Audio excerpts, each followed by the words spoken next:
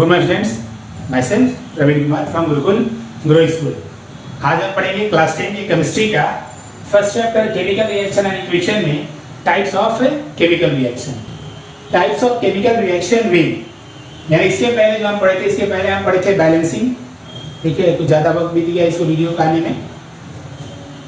देखिए, आज हम पढ़ने वाले हैं टाइप्स ऑफ केमिकल रिएक्शन, यानी केमिकल रिएक्शन कितने तरह के होते हैं। ठीक है, इसके पहले बैलेंसिंग पढ़ चुके थे, बैलेंस करने के लिए अब बना भी लिए होंगे। अब हम पढ़ने वाले टाइप्स ऑफ केमिकल रिएक्शन में कितने तरह के केमिकल रिएक्शन होते हैं। देखें तो 5, यानी there are 5 types of chemical reactions: combination reaction, decomposition reactions, displacement reactions, double displacement reaction, oxidation and reduction reaction. तो ये 5 तरह के हमारे केमिकल रिएक्शंस हैं। कितने तरह के? 5 तरह के हैं: combination, decomposition, displacement, double displacement and oxidation and reduction. हम एक एक करके सबके बारे में पढ़ने वाले हैं। तो सबके बारे में पढ़ने वाले एक एक करके। तो सबसे पहले हम कौन से स्टार्ट करेंगे? सबसे पहले हम स्टार्ट करेंगे combination reactions. Combination reactions, combination reaction पढ़ने से पहले हम समझ लेते हैं कॉम्बिनेशन का मतलब होता है मिलना, यानी कंबाइन होना, जुड़ना। तो कॉम्बिनेशन रिएक्शन का डेफिनेशन अगर कहें और डिफाइन किया जाए तो आप देख सकते हैं क्या लिखा हुआ है।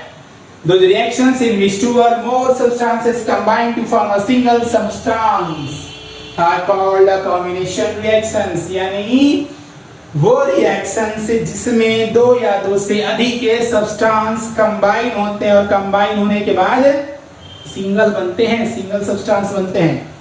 Combine to form a single substance, इसको याद रखेंगे। 2 या 2 से अधिक सब्सटेंस मिलके कंबाइन करके सिंगल सब्सटेंस बनाते हैं और that is called a combination reactions. There are 2 examples shown on black whiteboard, sorry for the whiteboard। 2Mg plus O2, 2MgO। यहाँ पे जो 2 लगाए हुए हैं वो बैलेंसिंग करने के लिए, आपको मालूम ही होगा। मैग्नीशियम एंड ऑक्सीजन जब कंबाइन होते हैं तो there are 2 substances will combine to form magnesium oxide, that is a single substance.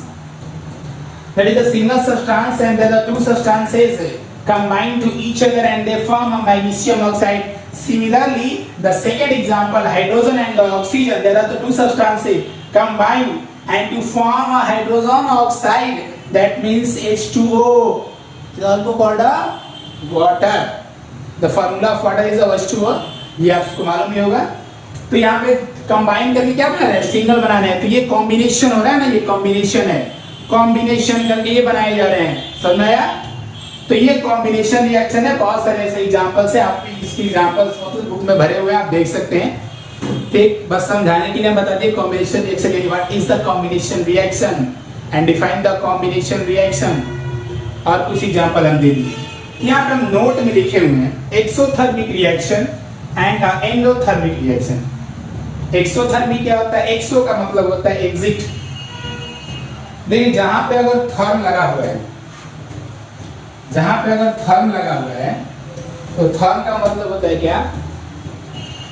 Therm का मतलब होता है उष्मा, गर्मी, हीट। एक्सोथर्मिक यानी एग्जिट, थर्मल का एग्जिट हो जाना, यानी हीट का एग्जिट जब हो जाता है तो वो क्या होता है? Exothermic reactions. लिखा हुआ ना, तो reactions in which heat is evolved, जब हीट बाहर निकल जाता है तो उसी को क्या बोलते हैं? Exothermic reactions. कुछ एग्जांपल यहाँ पे दिए। Respiration is an exothermic reaction. Respiration क्या होता है? एक्सोथर्मिक रिएक्शन होता है, क्योंकि रिस्पिरेशन में क्या होता है? सेल के अंदर जो होता है वो एनर्जी क्रिएट होता है, एनर्जी बाहर निकलता है, हीट बाहर निकलता है शरीर से, तो इसलिए रिस्पिरेशन क्या है? एक्सोथर्मिक। और जितने भी कॉम्बिनेशन रिएक्शंस होते हैं, तो कॉम्बिनेशन रिएक्शन कहने का मतलब जो हम किसी चीज को जलाते हैं और उससे हीट, लाइट और कार्बन डाइऑक्साइड जब बाहर निकलते हैं तो वो combination reaction, sorry combination reactions होते हैं। तो जितने भी सारे कॉम्बिनेशन रिएक्शन होते हैं वो क्या है? एक्सोथर्मिक रिएक्शन है। सेकेंड हमारा क्या? एंडोथर्मिक। एंडो को हम कह सकते हैं endothermic is just opposite to the exothermic, यहाँ मतलब हुआ कि व्हेन हीट इज इवॉल्व नहीं, व्हेन हीट इज एब्जॉर्ब, जब हीट को सोख लिया जाता है, हीट को एब्जॉर्ब कर लिया जाता है, that is called a endothermic reaction. Those reactions in which it is absorbed are known as a endothermic reactions, and these are the two also examples given below. Photosynthesis is an endothermic reaction. So why is the photosynthesis an endothermic reaction? Why photosynthesis is an endothermic reaction? Because sunlight heat, sunlight that is absorbed by the leaves खींच लिया जाता है उसको, तो इसलिए photosynthesis क्या हमारा endothermic reaction है. And the all decomposition reactions are endothermic reaction. तो डिकम्पोजिशन के बारे में हमको पढ़ना है सेकंड में, ठीक है. आप समझ लें कि डिकम्पोजिशन रिएक्शन जितने भी सारे होते हैं वो क्या होते हैं, एंडोथर्मिक रिएक्शन. अब हम चलेंगे किसमें, सेकंड वाले में चलेंगे, डिकम्पोजिशन रिएक्शन में. हमारा जो अगला है रिएक्शंस, इसके पहले पढ़े थे कॉम्बिनेशन रिएक्शन, अब हम पढ़ेंगे डिकम्पोजिशन रिएक्शन. डिकम्पोजिशन रिएक्शन में अगर हम देखें तो decompose is just opposite to the combination reaction. Combination reaction में दो चीजें कंबाइन हो रही हैं और एक सिंगल बन रहा है. इसमें क्या होगा, एक सिंगल जो है वो दो और दो से अधिक में स्प्लिट हो जाएंगे. यानी डेफिनेशन में इससे देखें तो reactions in a compound split up into two or more simpler substances are known as a decomposition reaction. एक जो है वो दो या दो से अधिक में वो बढ़ जा रहे हैं, तो क्या होंगे वो डिकम्पोजिशन रिएक्शन.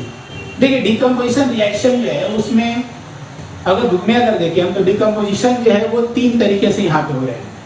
एक हो रहा है डिकम्पोजिशन बाय हीट, एक हो रहा है decomposition bye electricity, and third है डिकम्पोजिशन बाय लाइट.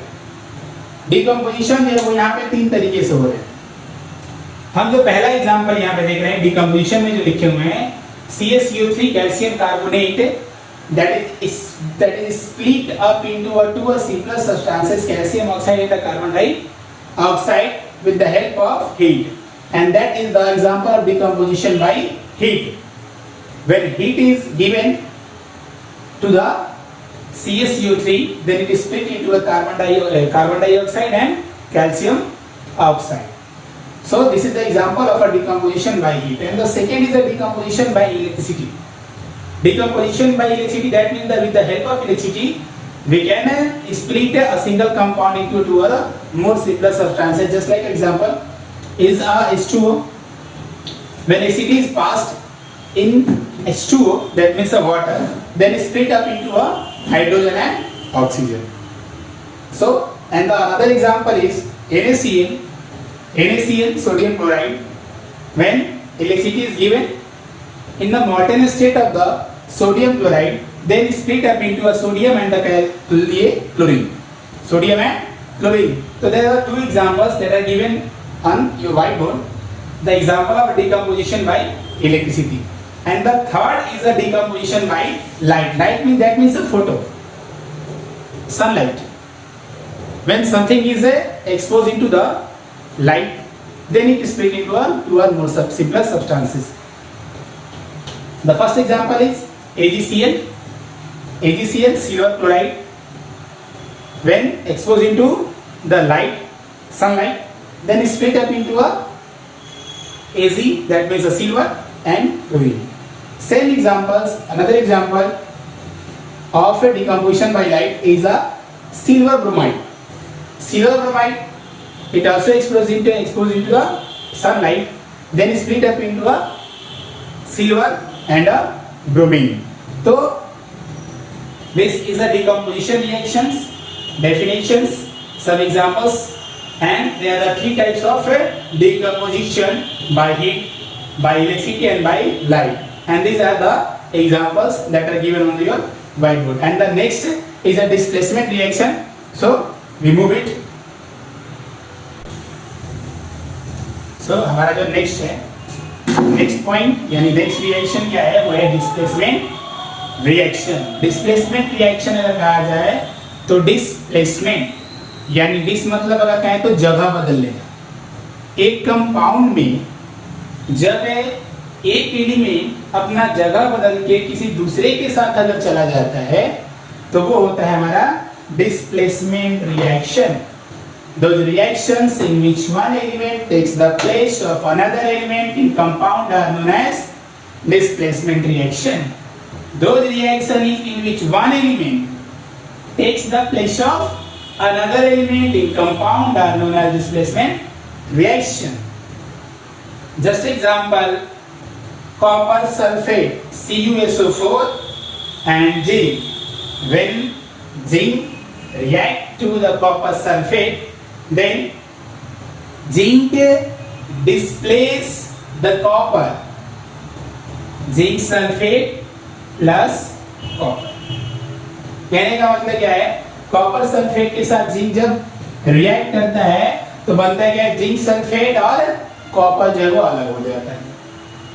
AgNO3 यानी silver nitrate, when silver nitrate react with the copper, then copper nitrate form and silver separate।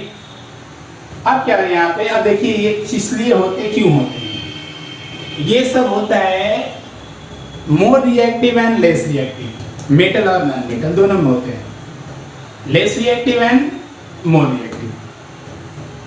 तो हम ये चीज देख सकते हैं, copper and zinc, these are two metal and zinc is more reactive than copper. So zinc displaces the copper and take place in that compound. यहाँ पे reactivity series लिखे हुए हैं, जिसमें पोटासियम सबसे ऊपर है, sodium, calcium, magnesium, aluminium, zinc, iron, tin, lead, hydrogen, copper, mercury, silver and gold. Reactivity series है, यानी ऊपर से ये घटते चले आ रहे हैं, डिक्रीज कर रहे हैं। तो इसमें देख सकते हैं कॉपर कहाँ पे है हमारा, मेरा यहाँ पे है, जिंक इसके ऊपर है, तो हम ये चीज देख सकते हैं, zinc is more reactive than copper, इसीलिए क्या हुआ, ये डिस्प्लेस कर गया। देखिए इसमें आते हैं Ag और Cu, सिल्वर नीचे है, कॉपर ऊपर है, that means copper is more reactive then silver. तो कॉपर क्या किया, सिल्वर को डिस्प्लेस कर दिया। समझ में आया? तो जो ज्यादा रिएक्टिव होंगे वो आपको वो क्या करेंगे, दूसरे को क्या करेंगे, वो हटा देंगे। जो मोर रिएक्टिव होंगे वो लेस रिएक्टिव को हटा देते हैं। उसी तरीके से अगर हम देखें अगले एग्जांपल में, ठीक है, एक हम एग्जांपल लिखते हैं, आपको यहीं पे आपको लिख देते हैं बीच में एग्जांपल, ठीक है। ये आपका क्लोरीन, और क्लोरीन के बाद अगर बात करें तो 2KI यानी पोटासियम आयोडाइड, ठीक है। जब ये मिलते हैं तो क्या बनता है, पोटासियम क्लोराइड और आयोडीन जो है वो अलग हो जाता है। अब यहाँ पे देखिए, यहाँ पे मेटल का बात नहीं, यहाँ पे नॉन मेटल का बात है। क्लोरीन और यहाँ पे पोटासियम के साथ कौन था, आयोडीन था। तो chlorine is a more reactive than iodine, and chlorine and iodine both are non metals, but chlorine is more reactive than iodine, so it displace it and take place the iodine, potassium chloride और iodine क्या कर दिया वो अलग। यानी ये दोनों condition में क्या होंगे, दोनों कंडीशन में चीजें हो सकती है क्या, जो मोर रिएक्टिव मेटल हो या मोर रिएक्टिव नॉन मेटल्स हो, वही क्या करते हैं, जो लेस रिएक्टिव होते हैं उनको वो हटा देते हैं और खुद ब खुद जगह ले लेते हैं। ऐसा नॉर्मली बात हो सकता है आप में, क्योंकि हम जानते हैं ये चीजें ना कि जो ज्यादा ताकतवर होता है वो कमजोर को हमेशा जो ज्यादा और जो ताकतवर होता है वो हमेशा कमजोर को क्या करता है, वो हटा देता है। बेंच पे बैठे हुए हैं, कहीं भी बैठे हुए हैं, जो ज्यादा ताकतवर होता है वो अपना जगह ले ही लेता है। अब देखिए यहाँ पे अब बात करते हैं डबल डिस्प्लेसमेंट रिएक्शन में। डबल डिस्प्लेसमेंट कहने का मतलब क्या है, डिस्प्लेसमेंट को डबल कर देना है, यानी 2 बार डिस्प्लेस होगा। यानी कहने का मतलब क्या है कि इसमें 2 जो होंगे वो अपना जगह बदलेंगे, उसमें एक ही बदला हुआ था जगह, इसमें क्या होंगे 2 जगह बदलेंगे। तो 2 जगह जब बदलते हैं तो क्या होंगे, यहाँ पे दो reactions in which 2 compounds react by exchange of ions to form 2 new compounds are called a double displacement reaction। इसमें 2 कंपाउंड एक के दूसरे के साथ रिएक्ट करते हैं और अपने आयंस को एक्सचेंज करते हैं, ठीक है, आयन एक्सचेंज करते हैं, समझने वाली बात है डबल डिस्प्लेसमेंट में। सिंगल डिस्प्लेसमेंट रिएक्शन में क्या था ना कि वो मोर रिएक्टिव लेस रिएक्टिव का था। इसमें क्या है, आयंस चेंज कर रहे हैं, तो इसलिए हम यहाँ पे प्लस और माइनस लिखे हुए हैं। जो Ag यानी सिल्वर क्या है, पॉजिटिव आयन, नाइट्रेट क्या है, negative ion, sodium positive ion, chlorine is a negative ion. So exchange the ions, that means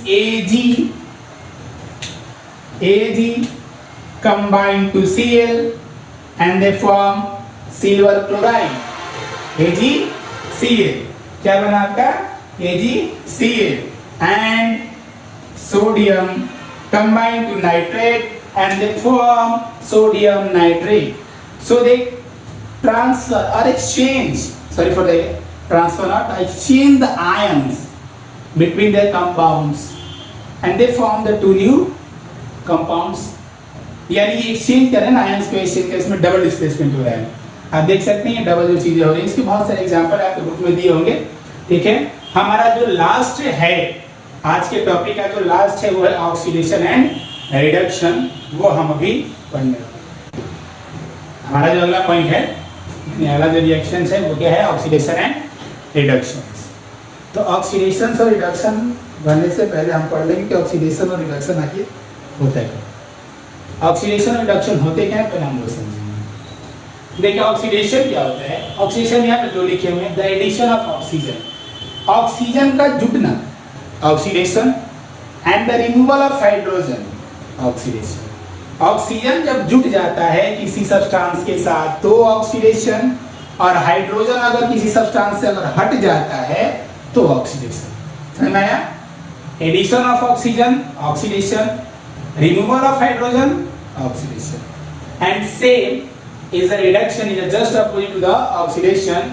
That means the addition of hydrogen, reduction, and the removal of oxygen, reduction.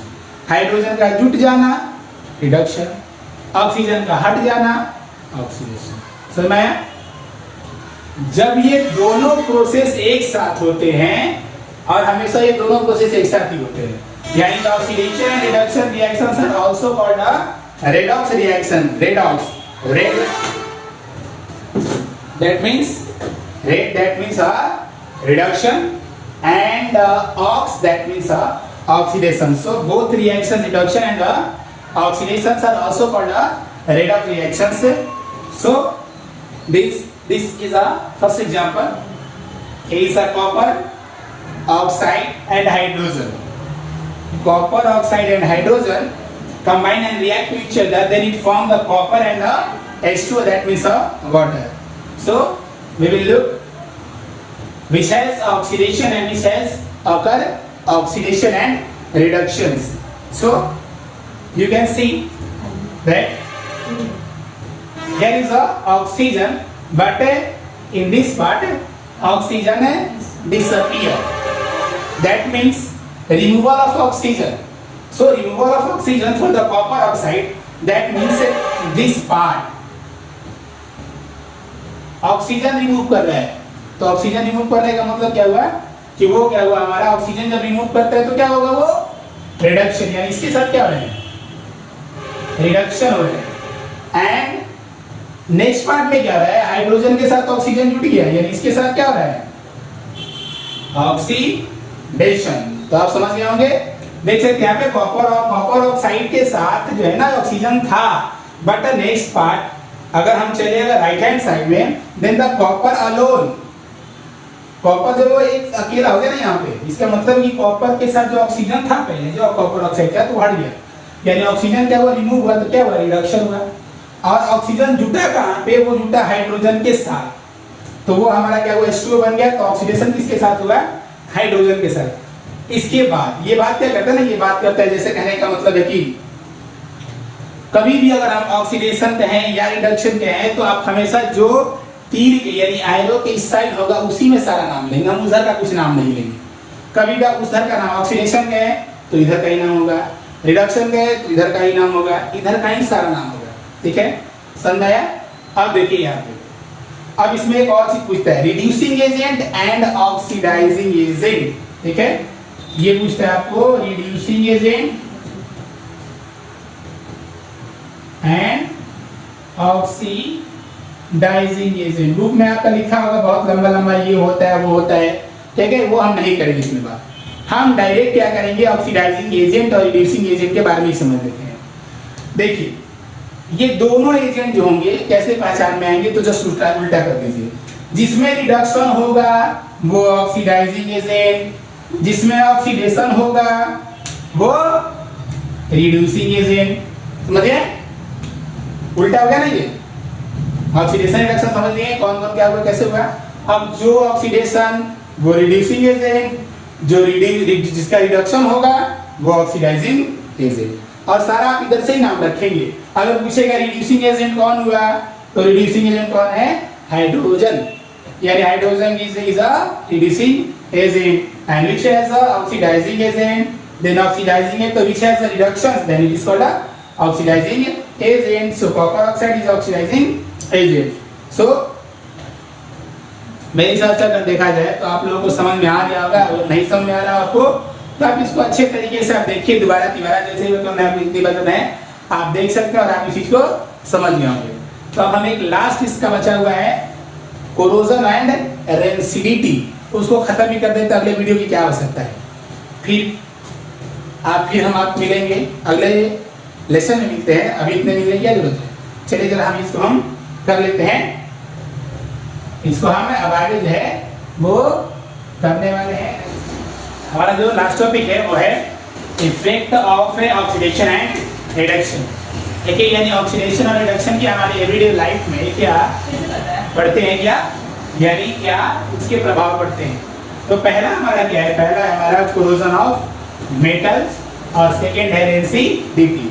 Corrosion हम पहले ही पढ़ चुके हैं, ठीक है, corrosion जो है वो पहले पढ़ चुके हैं। तो कोरोजन क्या होता है, जब मेटल का जो क्वालिटी होता है धीरे धीरे डिग्रेड करने लगता है तो वही क्या होता है हमारा कोरोजन होता है। तो देखिए यहाँ पे corrosion is the process in which metals are eaten up gradually, धीरे धीरे क्या होता है क्वालिटी धीरे धीरे खत्म होने लगती है। किसके द्वारा, by the action of air moisture and a chemical on their surface, किसी मॉइस्चर के द्वारा, एयर के द्वारा या केमिकल सब्सटेंस या केमिकल जैसे भी एसिड हो जाए तो धीरे धीरे वो खत्म होने लगते हैं। जैसे मैं एग्जांपल दिया है क्या, Fe यानी आयरन के साथ ऑक्सीजन और यहाँ पे H2O दिया हुआ है, यानी ये नमी है, ह्यूमिडिटी है।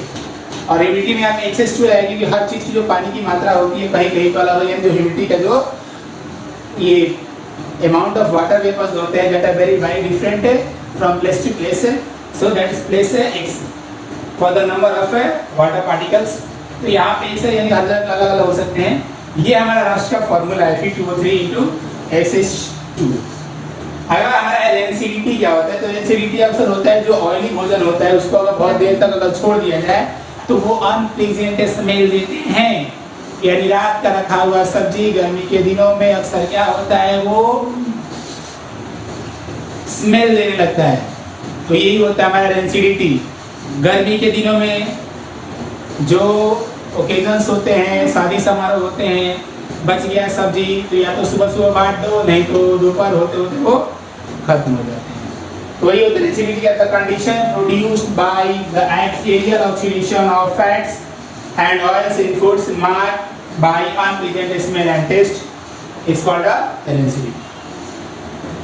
Rancidity can be prevented. अब रेंसिडिटी से कैसे बच सकते हैं, उससे बच सकते हैं एडिंग एंटीऑक्सीडेंट, यानी जो ऑक्सीजन कुछ भी ऑक्सीजन के ऐड होने की वजह से ही ऐसा होता है। तो कुछ ऐसा काम करे कि ऑक्सीजन टच में ही ना आए तो एंटीऑक्सीडेंट डालेंगे। या दिया है prevented by packaging fats oil containing nitrogen gas, जैसे में लेस कुरकुरे नाइट्रोजन गैस डाला जाता है।